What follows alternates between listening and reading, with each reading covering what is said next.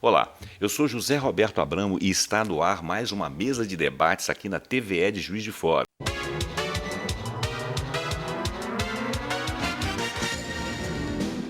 Fica aí que hoje nós vamos falar de um assunto muito interessante, nós vamos falar de folia, nós vamos falar de carnaval. E para isso nós trouxemos aqui a gerente de cultura da Funalfa e me acompanha aqui o amigo Cristiano, né, que está muito interessado, obviamente. Sim, seu amigo carnavalesco. Amigo carnavalesco, né? Prazer estar aqui com vocês. E eu acho que vai ser uma conversa muito boa, muito curiosa aí para todo mundo que está nos assistindo saber mais, né, como está sendo, né, e vai ser ainda o Carnaval de Juiz de Fora. Exato. O Carnaval de Juiz de Fora ele tem uma peculiaridade, que ele é um carnaval não de dia, mas ele é um pré-carnaval. E com isso ele faz uma extensão de atenção a vários grupos da cidade, muito interessante, que preserva a nossa cultura. É uma coisa, eu não estou fazendo favor nenhum à Funalfa de falar sobre isso, é uma coisa apartidária. A administração da Funalfa responde por isso. E aqui eu quero que a Giovana se apresente, né, Giovana, para dizer para nós e fala dessa programação, o que já aconteceu, o que vai para acontecer. Isso, a gente tem aí esses quase 15 dias, mais de 15, né? Mais de quase 20 dias de programação de carnaval. Já começou, a gente já teve em Rosário de Minas, né? Que é um distrito de fora. Já teve carnaval lá sexta, sábado e domingo. Teve também na Cidade Alta, já o Unidos da Cidade Alta, que foi um sucesso também. Público jovem, a gente, foi o primeiro ano, a gente não tinha muita ideia do que ia acontecer e foi muito bom. Foi muito bom, foi mesmo. Foi muito positivo. Teve o tradicional bloco da imprensa, né? Onde os jornalistas se encontram. A gente teve as Guerreiras de Clara, a gente já teve também o Macumbloco. Então foram... O Macumbloco é funk, né? O Macumbloco é funk. Olha só, funk. Tá atingindo vários... Teve também a eleição da Rainha Gay. A eleição da Rainha Gay também, que aconteceu na Rua São Sebastião. E assim, até agora a gente está com um saldo muito positivo. O Macumba, né, que são um grupo de três DJs de Juiz de Fora. Foi um evento muito bonito, a Praça Antônio Carlos lotada, assim, não tinha mais onde caber gente. E um evento tranquilo, assim, correu super bem, não teve um problema, não teve uma briga. Eu fiquei lá o evento inteiro e a gente viu, assim, como que a juventude está sedenta de cultura, de um espaço onde possa se divertir com segurança, né? Porque estavam lá todos os órgãos, todo mundo trabalhando para que fosse um momento bonito e foi bem legal. E a diversidade de grupos, né, Giovana? Porque olha só, amanhã tem as Filhas da Luta, que é um grupo feminista, é o 8M, que você falou comigo. Tem lá o Muvuca, que é um grupo de percussionistas, o Bloco da Benemérita, que é do MC Chuchu, Chuchu. Tem também o pessoal da engenharia, tem o pessoal da terceira idade. Né? Tem criança. Tem de crianças, né? Tem o dos servidores, tem o Locomotiva da Saúde Mental, Saúde Mental da CAPES, o Recordar é Viver, pró-idoso, daqui a uns tempos eu estou indo para ele lá, né? Pintinho de Ouro, que é tradicional na cidade, e a banda daqui, né? Que vai fazer o enfeite tradicional, né? A banda daqui. A banda daqui é muito... um bem material das nossas cidades, né? Patrimônio material da cidade. Patrimônio material da cidade. Bom, mas aí diz o que você quiser falar, fica à vontade.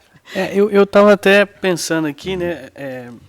Eu pensei em várias coisas, porque carnaval remete muito à memória, né? Pra gente. A gente que é de Juiz de Fora, né? Eu sou da cidade mesmo, né? Apesar da nossa cidade ser muito cosmopolita, né? Tem várias pessoas de várias cidades. Então, assim, os blocos, então, são a grande iniciativa, né, Giovana? Assim. Nos últimos anos, sim. A gente, o carnaval... Há um tempo atrás, tinha os desfiles das escolas de samba, que era no período mesmo de carnaval.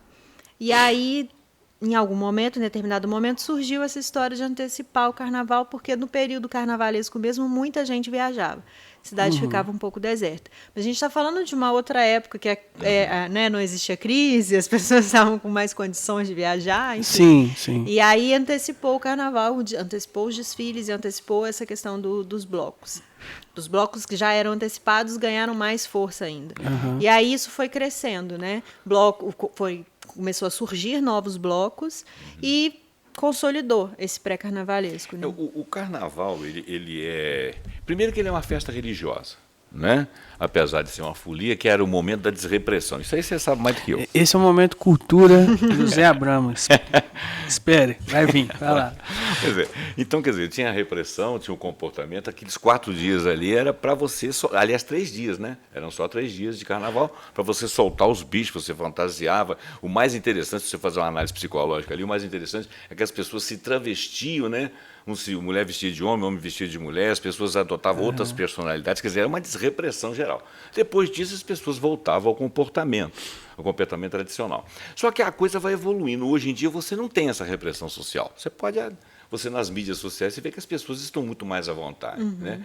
E a tradição do carnaval, ela ficou aquela vontade de você exercer a sua alegria num determinado momento em que você pode exercer essa alegria despreocupadamente. E nem todo mundo quer estar dentro de um formato. Então, que é o formato do desfile, dos clubes como era antigamente, que também era uma coisa mais ou menos regrada. Dizem, por exemplo, que o desfile de escola de samba foi instituído pelo Getúlio Vargas como uma forma de você temporizar a passagem do povo num local específico, tá? Para que você pudesse controlar, para que não fosse uma evasão. Uma soltura, como se fosse uma boiada do povo saindo para todo lado. Quer dizer, era uma forma de você pautar a alegria, a folia.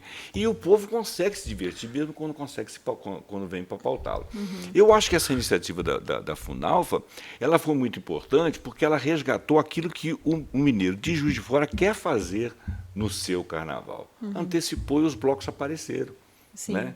E você vê que a diversidade de blocos aqui atendeu muita gente. São 52, eu não sei se ano passado foram 52. Foi mais, a gente já teve mais. Em 2017 foi o auge. E aí está variando um pouquinho. Esse ano ano passado foi 62, eu acho. Esse ano foi 10 a mais.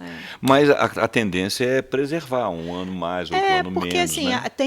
tem poucos blocos novos agora esse ano. Não tem muita coisa aparecendo. Então eu acho que é isso. Quem tinha que ficar está ficando. Até porque é difícil você, por exemplo, no centro da cidade, desses 52, 31 são no centro da cidade. Então você não tem mais dia e hora para fazer evento no centro, né? Acabou. Tem muitos, né, Giovanni, que estão ligados, assim, por exemplo, a bar, não é isso? Sai de um determinado ponto, né, de um bar e tudo.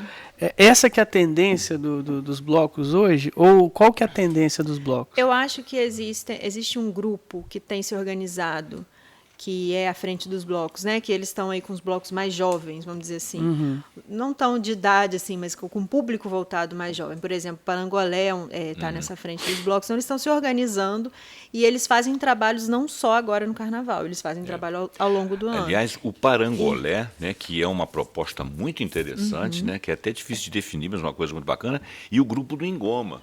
Sim. O grupo do Engoma, ele remete a uma tradição aí, aqui até um pouco desconhecida, né? Tradição que envolve questões religiosas. Sim, né? Eles fazem o sino, eles trabalham, né, o tambor mineiro, a questão da cultura, ao longo do ano, não é uma coisa no Carnaval. Né? Aí no Carnaval eles se apresentam, mas a oficina acontece o ano inteiro, né? O Lucas propõe o ano inteiro. Tem a ver, inclusive, com questão de motivação. Né? Tem pessoas que vão para lá, se sentem motivadas, fazem parte do grupo. Eu fiz uma entrevista uma vez com o rapaz lá. O Lucas. O Lucas Soares, Isso. muito bacana, ele é um cara muito culto, ele veio da Alemanha, e na Alemanha ele começou a verificar que a música brasileira era diferente, que havia uma cultura que era imanente do nosso povo, né, da miscigenação do nosso povo, e ele quis resgatar isso, mas ele descobriu isso lá fora, olha que coisa bacana. Interessante. E quando ele veio para cá, ele fez esse resgate. Eu acho que o Parangolé, por exemplo, é uma proposta de outra visão de folia, né? Uma proposta cultural também. E esse negócio de aparecer, por exemplo, a invasão do funk, a invasão dos MCs dentro das comunidades, onde tradicionalmente era o samba, né? Eu acho que é uma tendência nacional, né? Natural e nacional. O funk tem tomado conta. É uma música periférica que é forte e que cresce a cada dia mais, né? A gente não tem mais controle sobre isso. E a gente não pode fazer uma questão de censurar o que pode ou o que não pode no Carnaval, né? Quem somos nós para dizer que no Carnaval só toca samba? Eu acho que a gente já evoluiu a ponto de saber que é uma tradição, é um movimento cultural brasileiro fortíssimo e a gente tem que seguir a tendência, não adianta. E também, Giovana, tem um lado cultural muito interessante, que eu já discuti isso aqui algumas vezes. Eu acho que toda cultura tem que aflorar para que ela possa vir a ganhar erudição. O samba, por exemplo, o lugar do samba era de comunidade, era de periferia. Sim. E era de resistência na periferia. Era sobrevivência, porque o negro era desvalorizado, ele tinha acabado de sair da escravidão. Né? As comunidades maiores que tocavam isso aí eram os negros, eles se valorizavam à medida que eles faziam música, a música era popular. Aí o branco começou a achar aquilo ali, valorar aquilo que foi ganhando erudição e chegou ao tempo de hoje. Hoje você pode falar que o funk é assim, que o hip hop é assado e tal, mas deixa ganhar a erudição. Sim. Né? A gente tem que tomar muito cuidado para que não ocorra a apropriação, né? Porque tem uma música do Baco Exu do Blues, que é um artista negro que eu gosto muito, que ele fala: tudo que era preto era do diabo, depois que virou branco virou. Né? Então a gente tem que tomar cuidado para que os grupos de samba, se eram negros, eram proibidos. E aí, a partir do momento que são brancos tocando, tudo bem. Então com o funk é a mesma coisa. Mas isso acontecia com blues e com rock também. Exatamente. Mas olha que interessante sobre o diabo. Né? Sobre o diabo. Não tem convivência com ele, não. Tá? Mas assim, sempre a minha avó contou histórias de carnaval que ele aparecia louro e de olhos azuis. Olha só, em defesa aí da música. Louro de olhos azuis. Né? Claro, pois ele tinha que aparecer. Brincadeiras à parte aí tudo. Mas é legal, por exemplo, o José aqui falou sobre desrepressão, né? Realmente tem que ser uma época que as pessoas podem se expressar do jeito que elas quiserem. É né? espontâneo, né? Espontâneo. Então a gente tem esse pensamento e esse cuidado de o funk pode numa casa noturna, pode tocar num ambiente que você paga R$150 para entrar, mas não pode tocar numa praça pública, né? Qualquer pessoa pode ir. E a gente quer que tenha sim. E teve, e foi maravilhoso, e não teve confusão e não teve nada. Existe então uma isso, é plural, de né? controlar o povo, né? Parece que o pessoal tem medo, né, do que o povo possa fazer. Agora, você falou questão de apropriação cultural, mas, por exemplo, eu vou até fazer uma propaganda, eu tenho um programa de rock aqui na Rádio Prêmio. Tá? E a minha pesquisa de rock, fora o meu gosto, a minha pesquisa de rock ela vem de 1950 para cá, quer dizer, antes de eu nascer, durante e depois, né? E o que está surgindo agora. Por que isso? Porque eu gosto de cultura. Né? Não é só pelo gosto musical, eu gosto de cultura. E uma das coisas que eu acho interessante é que os atuais conjuntos, mesmo quando são europeus ou quando são assim, de nações eminentemente brancas, como, por exemplo, Holanda e Suécia e Alemanha, eles sempre cultuam os mestres do passado. Né? Eles, por exemplo, se eles vão falar do rock, eles vão falar do Chuck Berry, todos eles vão tocar as músicas antigas, tanto de blues, quanto de rock, quanto de rhythm and blues. E de soul também. Né? E você vê grupos de soul até na Coreia, né? No Japão. Para você ter uma ideia, no Japão tem um grupo de bossa nova que toca uma bossa nova que o brasileiro não está tocando, sabe? Então são resgates musicais. E aonde que eles encontram essa inspiração? Nos movimentos dos negros desses países. Eles cultuam isso. Então eu acho que não existe propriamente uma apropriação. O que eu acho que existe é assim, uma concessão porque o branco gostou. Isso realmente não está correto, né? Eu acho que tem que... eu acho que o limite está onde, quando é é o que eu falei, quando você coloca um baile funk num lugar de pessoas ricas que se paga o ingresso, o funk tá beleza, pode, e quando você coloca na rua, não pode. Né? Essa diferença, porque se faz parte da cultura negra, da cultura periférica, então que a cultura negra e periférica possa... usufruir disso, né? Claro. Possa participar e possa estar presente. Ô, Giovana, eu acho que a programação é muito extensa, né? Não sei quantos eventos exatamente. São 52. São 52 eventos. Já tiveram o quê? Uns 20? Acho que já foram, não agora chegou foram, isso tudo. Não. Acho que menos de 10. 1, 2, 3, 4, 5, 6, 7, 8, 9, 10. Uns 10. Uns 10 eventos. Então nós ainda temos mais de 40 eventos para acontecer. Isso. Quais que são os principais, os do carnaval mesmo? Né? Porque, como você falou, a coisa adiantava-se por causa da cidade, que muita gente não ficava. Mas agora, com todas essas crises, muita gente ficando, né? Sim. E aí? No período de carnaval, a gente tem a Banda Daqui, no sábado. Banda Daqui, os últimos anos, eu confesso que quando eu era criança, eu não acompanhava, tinha aquele mito da banda ser perigoso, a banda ser violenta. Eu lembro disso. E desde que eu entrei na FUNAL, foi em 2013 que eu acompanho. Eu tenho ido todos os anos, se não todos, a maioria. Ano passado eu fui. Não sou uma pessoa que curte carnaval, adoro trabalhar no carnaval, mas não sou uma foliã. Mas eu adorei, foi muito legal. É muito seguro o esquema de segurança que todos os órgãos envolvidos montam. Então, assim, tem mudado um pouco essa percepção das pessoas de que é um lugar violento, de que não pode levar família, e tem ficado muito bacana. Então, o sábado de carnaval, porque é o dia inteiro praticamente, né? Vai até as 4 horas da tarde, é um lugar bem legal para ir, para levar família, para levar criança, dá para levar todo mundo. Eu recomendo, inclusive, dou uma dica para quem for com criança, ficar ali no Parque Alfred esperando a banda chegar ali, porque eles param e ficam um tempo parados ali, e é muito gostoso, muito legal, por volta de 2 horas da tarde, já estou dando a dica. E aí tem alguns blocos de bairro, né? Principalmente na região do Jardim Esperança e Floresta, tem alguns blocos tradicionais que são dessa região e que não deixam de acontecer. Bacana. Então no centro mesmo vai ser mais Tem a banda daqui. Na segunda-feira de carnaval. Tem o bloco Vai Quem Quer, que é um bloco de São Benedito também bem legal, com uma bateria muito legal que desceu, que veio para o Calçadão. É no carnaval, no sábado, né? No sábado. Não, eu não tenho... Nos dias do carnaval, né? Os dias de carnaval. Eu acho que é a segunda-feira de carnaval, se não me engano. Segunda-feira, banda daqui, dia 22. 22, então dia 20... Não, dia 24 é segunda-feira, dia 22 é...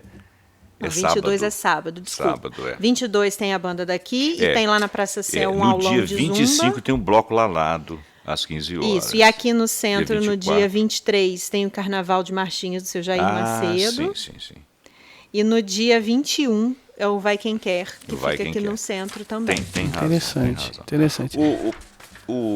Desculpa, você queria falar? Não, pode falar. O que eu queria falar é o seguinte, existem projetos, eu me lembro de uma coisa, logo quando eu me casei, isso não faz tanto tempo assim, que tinha uns bailes aqui na Rua Alfred, no Parque Alfred, que eles colocavam um tabladão. Eu acho que a maioria de vocês não era nascido. E traziam uma orquestra. Você casou há pouco tempo, então não. Tem razão. Então, traziam uma orquestra. Por exemplo, a Orquestra Tabajara. Tinha, eu não me lembro disso, mas tem muita história lá no final. E eu e minha mulher ia na tora lá e dançava, a gente achava legal e tal. E eu acho bacana esse tipo de iniciativa porque reúne um público. Por exemplo, vamos dizer assim, você vai lá na periferia fazer isso assim, de repente você não vai, você está inibido. Eu fui muito em ensaio de escola de samba, muitas vezes eu saí de lá correndo, que tinha lá umas muvucas lá, muitas vezes eu arrumei amigos assim, sensacionais. Não existe esse perigo tão grande, claro que tem. Mas você vem para o centro, né? E ali reúne povo. E que tipo de povo? Vários tipos de povo. Eu estava lá e dançava, achava muito interessante. E olha que eu não sou chegado à orquestra, mas eu dançava, porque eu achava a iniciativa bacana. Eu queria saber, antes da gente caminhar para o fim do programa, se a Funalfa tem algum tipo de projeto de manter essas comunidades, esses grupos e outros grupos de outras coisas, sempre juntos e fazendo alguma coisa em prol da cultura da cidade. Existe esse projeto? Você diz de ter esse momento, esse encontro, a gente organizar esse momento? Não, a gente tem caminhado muito mais para o...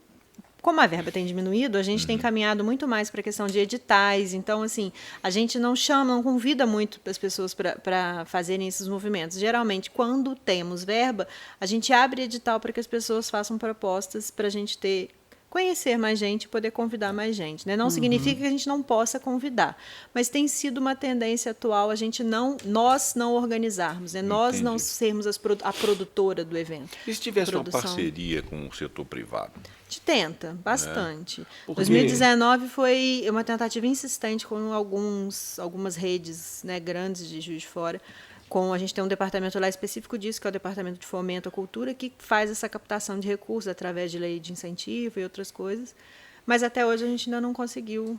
Então temos que chamar a atenção dos empresários de fora, que eles não estão sabendo fazer propaganda. A gente já fechou uma parceria para o Corredor Cultural, né, que é o evento de aniversário da cidade. A gente conseguiu patrocínio, mas para o Carnaval, não. O pessoal prefere incentivar diretamente os blocos, né? As empresas, cervejarias da cidade, eles preferem fechar direto com os blocos, porque às vezes vai o público, né? A minha cervejaria conversa mais com o público do seu bloco e não tanto com o do seu bloco. Então entendi. Eu vou fechar com você e não vou fechar com a prefeitura para fazer. E os blocos geral. são privados, né? Assim, são iniciativas privadas. Então cada um acaba buscando pelo seu próprio patrocinador. Se for em bairro, os comerciantes do bairro mesmo que às vezes se organizam, então tem E essas questões. Os blocos não têm um apoio direto também da prefeitura, assim, a não Financeiro, ser... não. Financeiro, não. Porque a gente Aliás, tem... nem as escolas tinham, né? Tiveram. Tinham. As escolas Não tinham. tiveram Agora nesse não, tempo, nos 2 agora. últimos anos não, até 2017, Até era 2017 tinha. integral, né? Era Aham. tanto